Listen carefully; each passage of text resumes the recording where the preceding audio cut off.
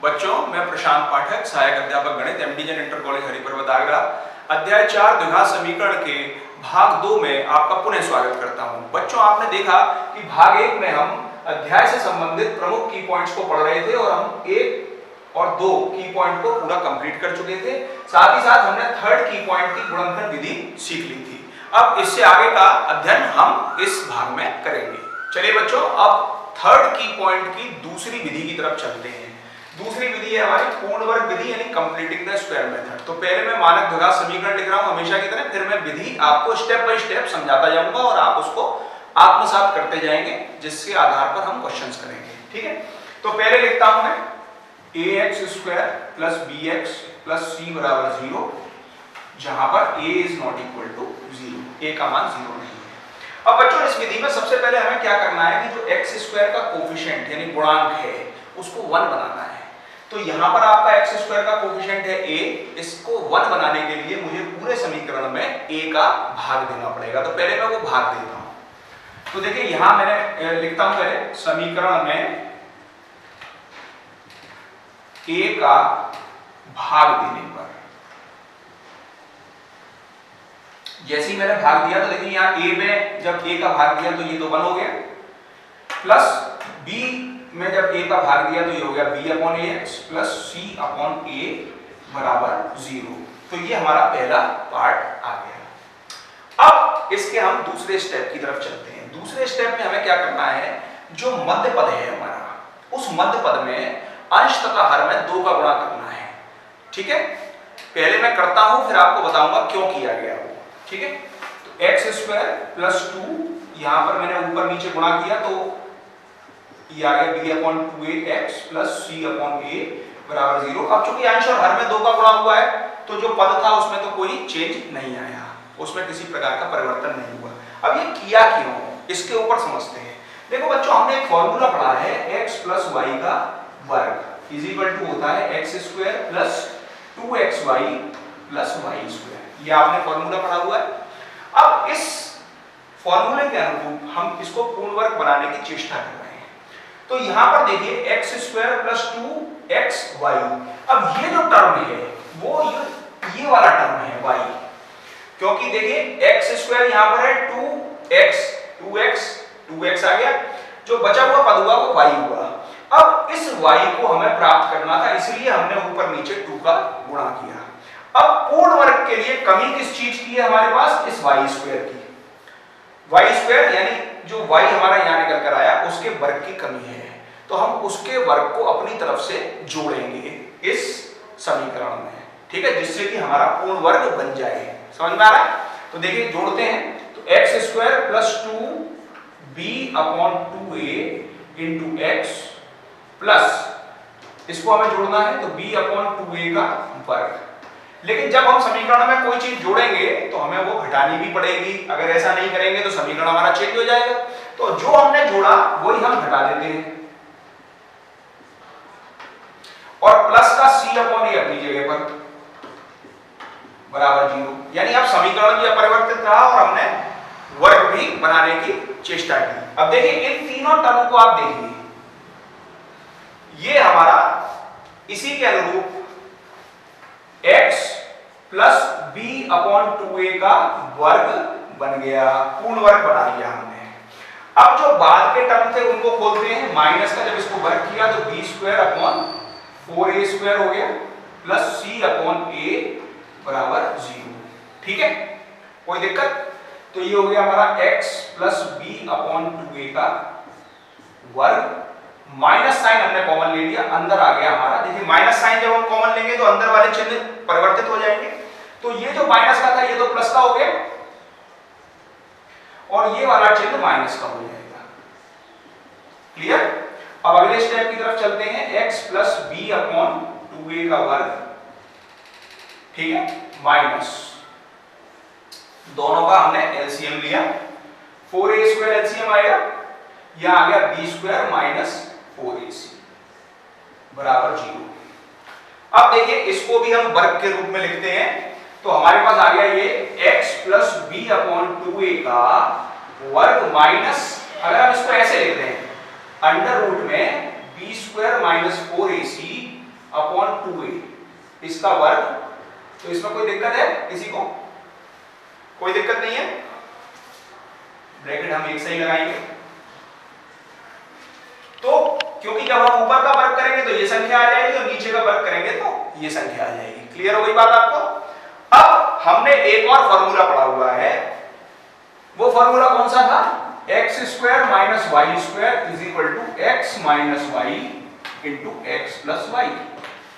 ये फॉर्मूला हमने पढ़ा हुआ है। इस फॉर्मूले के अनुरूप अब हम इस एक्सप्रेशन को खोलने का प्रयास करेंगे। तो देखिए x की जगह ये पूरा पार्ट है और y की जगह ये पूरा पार्ट है, तो हमारा क्या रिजल्ट है? x माइनस वाई और x प्लस वाई। तो हम उसकी तरह से खोलते हैं, तो देखते हैं x माइनस वाई यानी x plus b upon 2a minus y की जगह हमारे पास क्या है?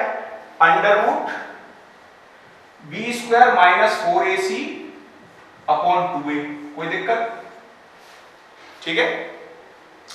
और x प्लस वाई का मतलब हुआ x plus b upon 2a plus under root b square minus 4ac upon 2a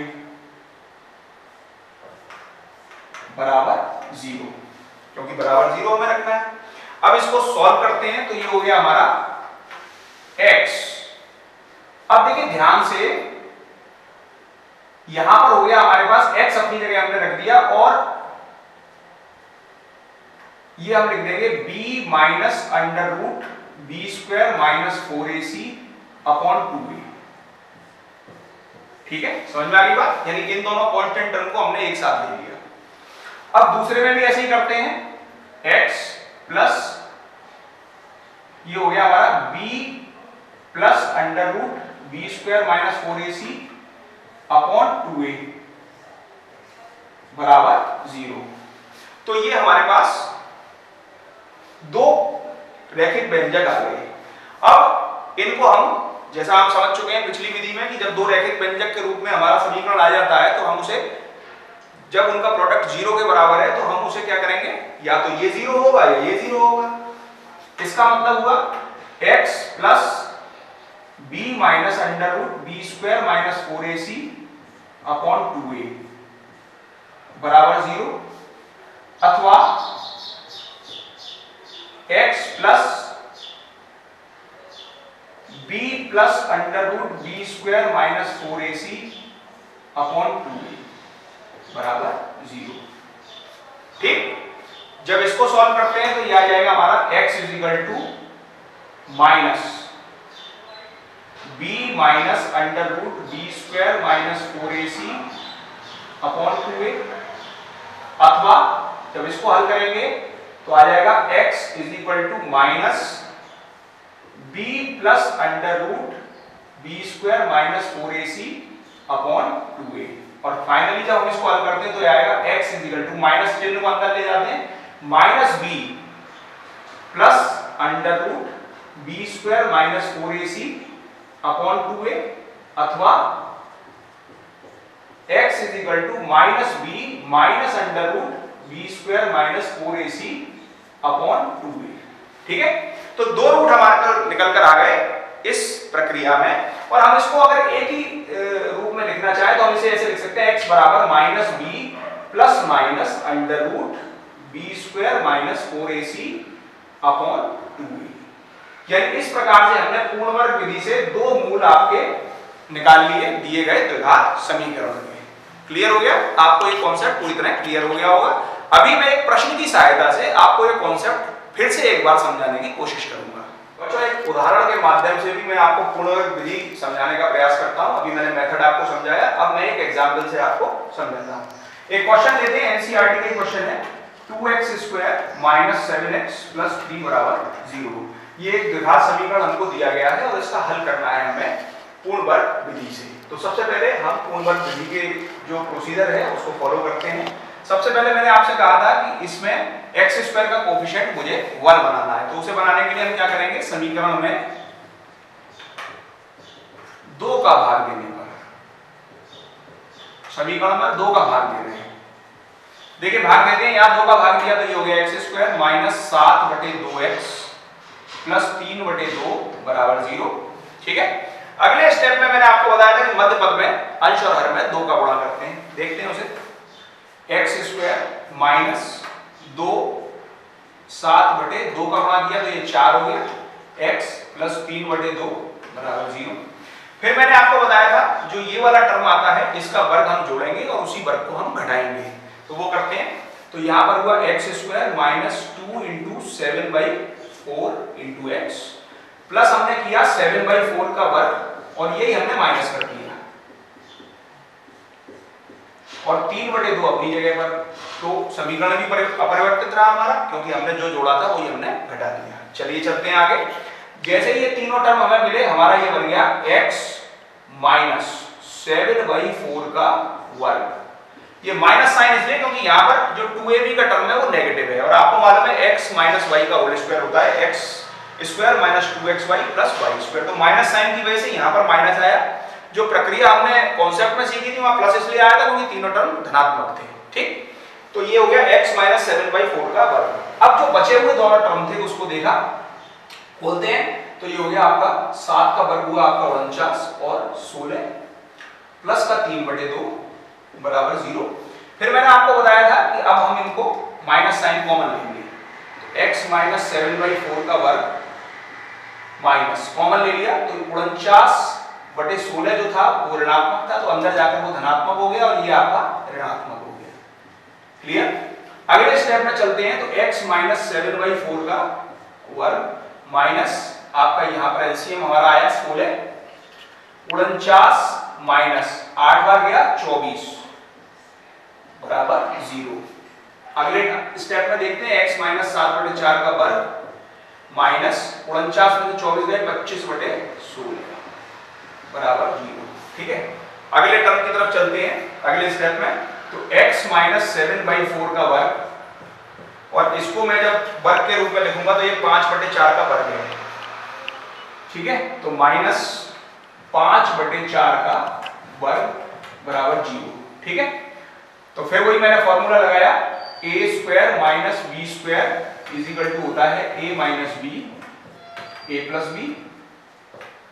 उस फॉर्मूले से ये हो गया a की जगह ये पूरा टर्म और b की जगह तो ये हो गया आपका x माइनस 7/4 और माइनस के 5/4 पहला ब्रैकेट व्यंजक और x माइनस 7/4 प्लस के 5/4 बराबर 0। जब हम इसे सॉल्व करेंगे तो ये आ जाएगा x, जब इसका एलसीएम लिया तो ये हो गया 4 एलसीएम तो माइनस के 7 और माइनस के 5 माइनस 12/4। क्लियर हुई बात।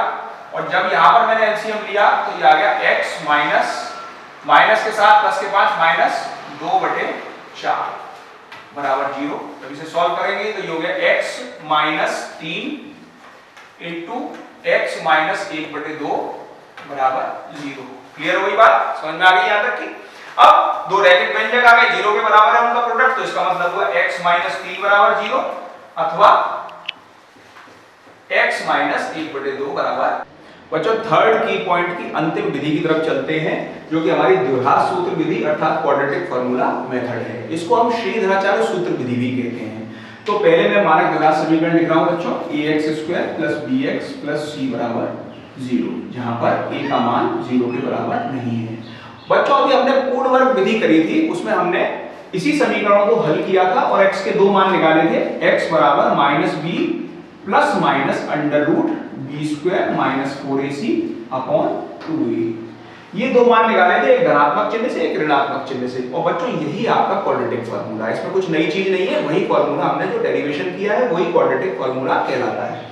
अब इसमें एक चीज महत्वपूर्ण ध्यान रखनी है, d बराबर b स्क्वायर माइनस 4ac होता है और इसको हम कहते हैं विविक्त कर। ठीक है, विविक्त कर कहलाता है और वास्तविक मूलों के लिए d का मान या तो 0 से बड़ा होना चाहिए या उसके बराबर होना चाहिए। ये कंडीशन आपको प्रश्नों में ध्यान रखनी है। अगर वास्तविक मूल चाहिए तो ये वैल्यू आपकी जो d की वैल्यू है वो 0 से बड़ी या उसके बराबर होनी चाहिए। अब एक प्रश्न के माध्यम से इस विधि को समझते हैं। प्रश्न है हमारा एनसीईआरटी का प्रश्न है, उसको समझते हैं। 4x square plus 4 root 3x plus 3 बराबर 0। तो सबसे पहले तो हम क्या करेंगे, इसकी मानक द्विघात समीकरण से तुलना करेंगे। क्यों? क्योंकि हमें a b c के मान चाहिए। ठीक है, तो ax स्क्वायर हम सॉल्यूशन कर रहे हैं ax square plus bx plus c बराबर 0 से तुलना करने का। जब हमने तुलना की तो a का मान आ गया 4, b का मान आ गया हमारा 4√3 और c का मान आ गया 3। ठीक है, a बराबर 4, b बराबर 4√3, c बराबर। अब हमने निकाला c बराबर 3 आने के बाद हमने विभक्त निकाला d बराबर b square minus 4ac is equal to हुआ 4√3 का वर्ग माइनस 4 इंटू 4 इंटू 3। ठीक है, तो जब हम इसको सॉल्व कर रहे हैं तो इसका वर्ग करा तो 16 इंटू 3 हो गया ये माइनस 16 इंटू 3 यानी 48 माइनस 48 मान क्या निकल कर आ गया 0, यानी d का मान हमारा 0 निकल कर आ गया, यानी d वैल्यू हमारी कितनी आ गई 0। तो हमारी जो कंडीशन थी ये सेटिस्फाई हो गई। d का मान 0 आने के बाद अब हमें फार्मूला लगाना है b स्क्वायर माइनस 4ac की हम वैल्यू निकाल चुके हैं। x is equal to minus b plus under root b square minus 4ac upon 2a एक मूल होगा और x बराबर minus b minus under root b square minus 4ac upon 2a हमारा दूसरा मूल होगा। ठीक है, a b c की वैल्यू हमारे पास है, हम इनकी वैल्यू यहां रखते हैं। तो x बराबर माइनस b का मतलब माइनस के 4√3 plus b square minus 4ac का मान कितना है 0, अंडर रूट में 0 आ गया अपॉन 2a, a का मान कितना है 2 इंटू 4 और इसी तरह से दूसरा आया x बराबर minus 4√3 minus root 0 upon 2 into 4। Solve किया तो x बराबर ये तो 0 टर्म हो गया, जब सॉल्व करा तो ये आ गया माइनस का रूट 3/2 और यहां से x आ गया आपका 4 से 4 कैंसिल माइनस का रूट 3/2। दोनों बराबर मूल आ गए हमारे और दोनों के मान निकल कर आ गए x बराबर माइनस रूट 3/2 और माइनस रूट 3/2। तो ये आपका समीकरण का हल हो गया द्विघात सूत्र यानी श्रीधराचार्य सूत्र से। क्लियर बच्चों, अब अपने फोर्थ की पॉइंट की तरफ हम चलते हैं जो कि है द्विघात समीकरण के मूलों की प्रकृति अर्थात nature of the roots of quadratic equation. तो बच्चों, जो हमारा द्विघात समीकरण ax square plus bx plus c बराबर 0 जहां पर a का मान 0 नहीं है, इसके मूलों की प्रकृति विविक्तकर d, हमने आपको बताया था विविक्तकर d होता है b स्क्वायर माइनस 4ac, इसके मान पर निर्भर करती है। कैसे निर्भर करती है वो मैं आपको बता रहा हूं। यदि d का मान 0 आ जाएगा तो मूल कैसे होंगे हमारे वास्तविक तथा समान होंगे। ठीक है, d 0 आने पर मूल वास्तविक और समान होंगे। यदि d का मान 0 से बड़ा आ जाएगा तो मूल हमारे कैसे होंगे वास्तविक तथा असमान, यानी अलग अलग आएंगे। ठीक है, और नंबर 3, यदि d का मान 0 से छोटा होगा यानी ऋणात्मक होगा तो मूल हमारे काल्पनिक आएंगे, यानी हमें वास्तविक रूप हमें जो है मूल प्राप्त नहीं होंगे, काल्पनिक मूल आएंगे। ठीक, ये 3 पॉइंट पर हमें चर्चा करनी है। तो एक प्रश्न के माध्यम से करते हैं, एनसीईआरटी के ही प्रश्नों को हम जब कर रहे हैं तो एक प्रश्न के माध्यम से इसको समझते हैं। एक एनसीईआरटी का प्रश्न लेते हैं 2x square minus 3x plus 5 बराबर 0। ठीक है, तो पहले हमें d का मान निकालना है, उसके लिए हमें इस समीकरण की तुलना मानक द्विघात समीकरण से करनी है। तो ax square plus bx plus c बराबर 0 से तुलना करने पर, ठीक है, तो a का मान आ गया हमारा 2, b का मान आ गया हमारा कैसा -3 और c का मान आ गया हमारा 5। ठीक, अब हमने विभक्त का निकाला d बराबर b square minus 4ac, b की जगह -3 का वर्ग माइनस 4 इंटू 2 इंटू 5। तो देखिए यहां पर आया 9 माइनस 40 यानी -31 निकल कर आया जो कि ऋणात्मक है, यानी d का मान 0 से छोटा आ गया। तो मूल कैसे हैं, मूल काल्पनिक होंगे, अर्थात हमारे वास्तविक मूल हमें प्राप्त नहीं होंगे तो हम इसको हल नहीं करेंगे। ठीक, एक और प्रश्न से इस प्रक्रिया को समझने की कोशिश करते हैं तो थोड़ा हमारा और क्लियर हो जाएगा। एक और एनसीईआरटी का प्रश्न देखते हैं 3x स्क्वायर -4√3x प्लस 4 बराबर 0। ठीक है, फिर इसकी भी तुलना हम ax² plus bx plus c बराबर 0 से करते हैं। तुलना करने पर देखते हैं क्या निकल कर आया हमारा। a बराबर 3 आ गया, b बराबर आया -4√3 और c बराबर आ गया 4। ठीक है, अब सॉल्व करते हैं, d का मान निकालते हैं, b² माइनस 4ac, b² यानी -4√3 का वर्ग -4, a की जगह 3 और c की जगह 4। तो जब इसे सॉल्व किया तो वर्ग करने पर ये हो गया 4 का वर्ग इंटू 3, 16 इंटू 3। ठीक है, -16 इंटू 3 यहां पर भी आ गया, यानी 48 माइनस 48, रिजल्ट आया 0। ठीक, यानी यहां पर d का मान हमारा क्या आ गया 0, और d का मान 0 आ गया तो हमने कंडीशन हम जानते हैं d का मान 0 पर मूल कैसे होंगे, वास्तविक तथा समान। तो हमारा यहां रिजल्ट आ गया कि मूल हमारे वास्तविक तथा समान होंगे। ठीक है, अब एक और प्रश्न की सहायता से मैं समझाऊंगा कि आपको कभी-कभी k का मान निकालने के लिए भी आ जाता है कि अननोन क्वांटिटी दे दी गई और बताया गया कि मूल ऐसे हैं तो k का मान बताइए। प्रश्न देखते हैं, क्वेश्चन दिया हुआ है हमें, यदि 2x² प्लस kx प्लस 3 बराबर 0 के मूल वास्तविक तथा बराबर है तो k का मान बताएं। ठीक है, ये प्रश्न दे दिया आपको, तो सॉल्यूशन करते हैं।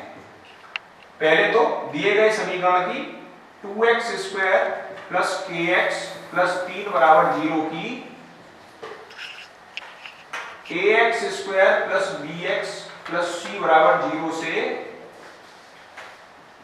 तुलना करने पर, समझ रहे हैं बात, a बराबर आ गया 2, b बराबर k और c बराबर 3। अब मूल कैसे दिए, वास्तविक और बराबर, मूल वास्तविक तथा बराबर है, ये दिया हुआ है हमको। इसका मतलब हो गया d बराबर 0 और इसका अर्थ हुआ b² माइनस 4ac बराबर 0। वैल्यू पुट करते हैं, दिस इंप्लाइज दैट b की जगह k² माइनस 4 इंटू 2 इंटू 3 बराबर 0। दिस इंप्लाइज दैट k² बराबर ये इधर जाकर आ गया 24। इसका मतलब आ गया k बराबर √24। This implies that k is equal two plus minus 2√6। ये हमारा k का मान निकल आया। तो इस प्रकार से हम k का मान भी निकाल सकते हैं। ठीक है, कॉन्सेप्ट क्लियर। बच्चों अब फिफ्थ की पॉइंट की तरफ चलते हैं, जो कि द्विघात समीकरण के मूलों का योग एवं गुणनफल है, यानी sum and product of the roots of quadratic equation. तो बच्चों हमने अभी देखा था मानक द्विघात समीकरण ax² plus bx plus c बराबर 0, जहां पर a is not equal to 0 है। पूर्ण वर्ग विधि के द्वारा हमने इसके दो मूल प्राप्त किए थे। तो हमने ये मान लिया कि माना समीकरण के जो मूल हैं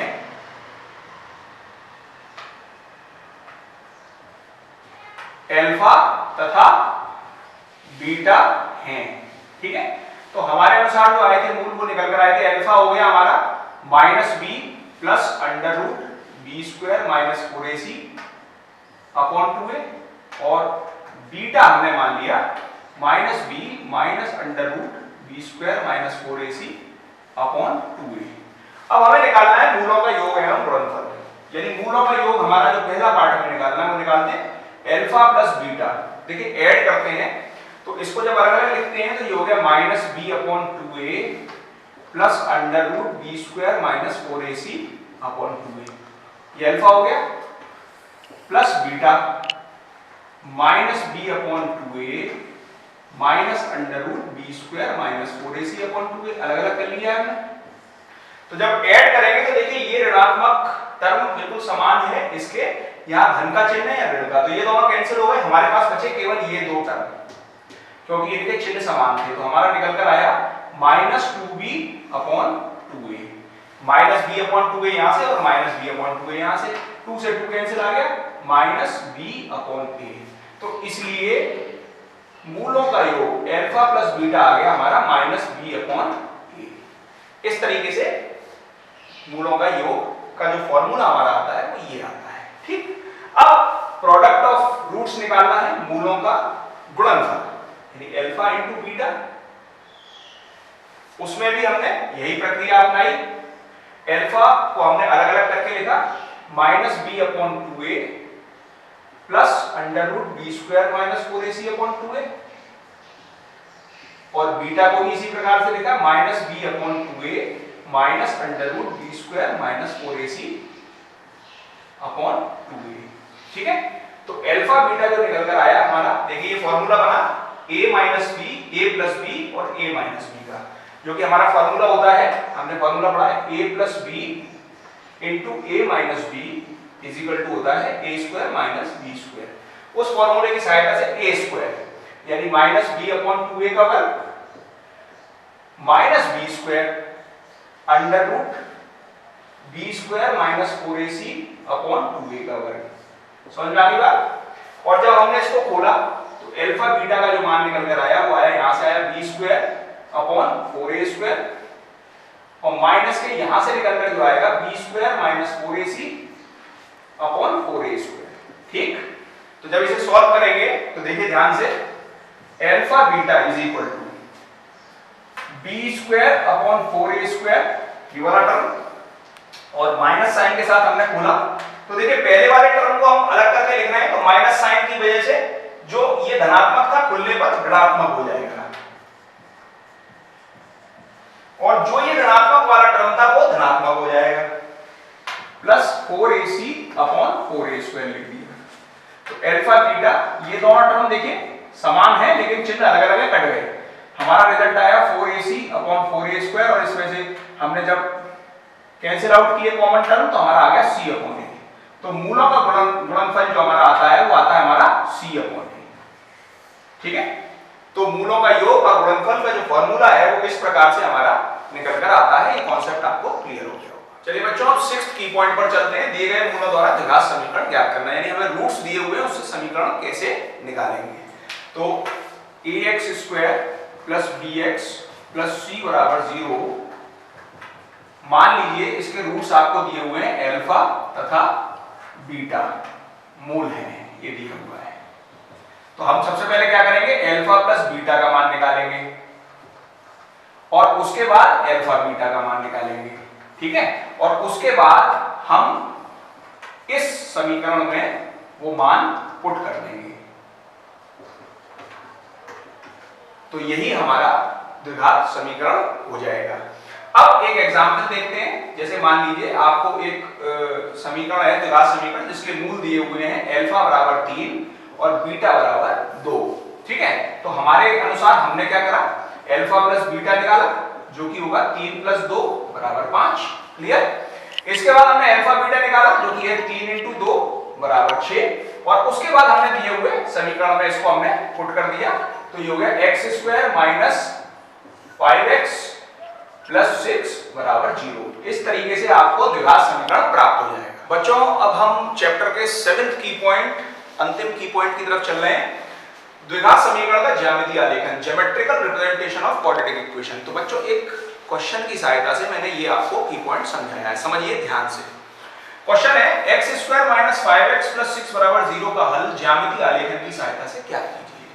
तो सर्वप्रथम हमने क्या किया, y is equal to x square minus 5x plus 6 का ज्यामितीय आलेखन करने हेतु कुछ बिंदु हमने प्राप्त किए। और बिंदु कैसे प्राप्त करते हैं ये आपको पता ही है, x और y के हम मान रखते जाते हैं और जो समीकरण को संतुष्ट करते जाते हैं उसके अनुसार हम मान रखते हैं। तो देखिए x और y मैंने यहाँ लिख लिया और इसका टेबल बनाया, तो मुझे 0, 6, 1, 2, 2, 0 और 3, 0 पॉइंट हमें मिल गए। अब हमने इनके नाम दे दिए P06, Q12, R20 तथा S30।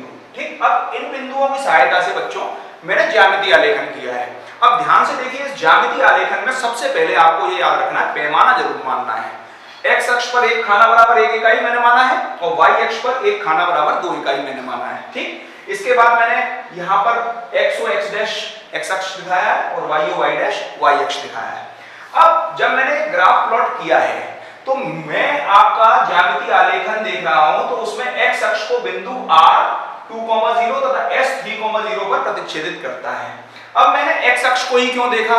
इसलिए देखा क्योंकि ये जो इक्वेशन थी वो x की थी, या वेरिएबल x था, तो मुझे x अक्ष को ही देखना है। तो ग्राफ x अक्ष को जिन बिंदुओं पर प्रतिच्छेदित कर रहा है वो है 20 और 30। अब इन बिंदुओं के x कोऑर्डिनेट, ठीक है, यानी भुज 2 और 3 है। इसका अर्थ हुआ कि x1 बराबर 2 तथा x2 बराबर 3 दिए गए द्विघात समीकरण के मूल हो जाएंगे। तो इस प्रकार से हमारे दो मूल प्राप्त हो गए। बच्चों इन 7 की पॉइंट्स में मैंने इस पूरे चैप्टर को समावेशित कर दिया है। उम्मीद करता हूं आपको अच्छे से समझ में आया होगा। इसके अनुसार अब आप प्रश्नों को हल करेंगे।